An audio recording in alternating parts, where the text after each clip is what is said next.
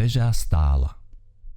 Roky, 10 ročia, ticho a spoľahlivo ako veci, ktoré majú zmysel a netreba o nich hovoriť.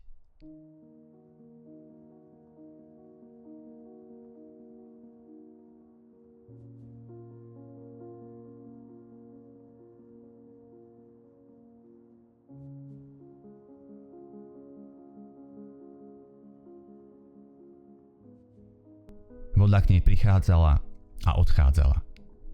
Hore stúpala s námahou, dole tiekla sama. Bez otázok, bez váhania. Každý deň rovnako, kým bolo kam, kým bolo komu. No aj voda raz stíchne. A keď stíchne voda, začne hovoriť hrdza. Vodárenská väža prestala slúžiť ešte pred koncom 20. storočia. Už netlačila vodu do kaštieľa, už nebola potrebná. V obci zaviedli nový vodovod a táto väža, čo kedysi držala 40 000 litrov života, zrazu ostala prázdna. Najprv ticho, potom prach, potom vtáky a potom človek. Cimburie sa začalo droliť. Malá väžička sa rozpadla, prasklina nad dverami rástla ako rana, o ktorú sa nik nechcel starať. Tehly vlhli, železo meklo. A vo vnútri nádrže sa odrážal len dážď a vlastné echo. Videl som ju, keď rástla a videl som ju, keď tíchla.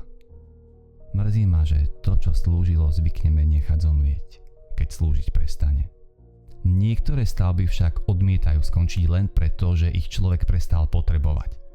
A táto väža akoby sa rozhodla, že nebude umierať potichu. Najprv sa pri nej začali zastavovať ľudia. Nie veľa, len takí, čo vedia vnímať prach ako dôkaz minulosti, nie ako neporiadok. A potom prišli tí, ktorí sa neuspokoja len s pohľadom. Archeológovia. V lete 2010 sa do zeme zakusli krompáče a štetce. A zem odpovedala. Vydala im zvyšky múrov hradu. Úlomky keramiky, kovové predmety, ktoré možno držala ruka vojaka, možno roľníka. A medzi tým všetkým dôkaz, že pod nohami nestojíme len na tráve, ale na 4 storočiach vrstevnej pamäti.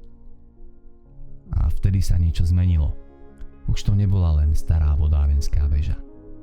Už to nebola ani ruina. Bola to kronika.